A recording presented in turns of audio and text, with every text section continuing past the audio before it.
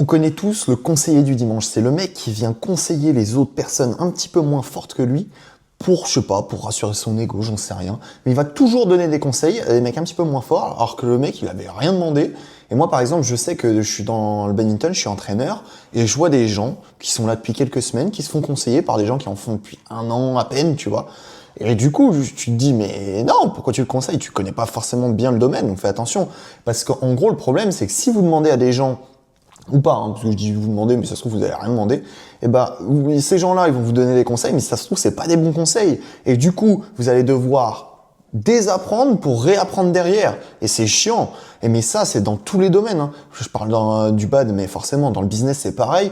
Il y a des gens ils vont demander comment gagner 10 000 euros par mois, ça va être leur objectif, et ils vont demander à des gens qui en gagnent 2 000, ça marche pas. Si tu veux vraiment progresser dans un domaine, tu vois, tu vas apprendre le piano, tu vas apprendre le badminton, tu vas apprendre le business, ben, entoure-toi des bonnes personnes, tu vois. Fais attention, par exemple, dans le badminton, si tu veux vraiment progresser, monter N3, N2, N1, eh ben, faut que tu t'entoures des gens, soit qui ont réussi à être N3, N2, N1, soit des gens qui ont vraiment réussi à faire monter des N3, des N2 et N1. Je pense à des entraîneurs, tu vois, il y a plein d'entraîneurs qui n'ont pas forcément été N, mais qui ont réussi à faire monter des gens N3, N2, N1.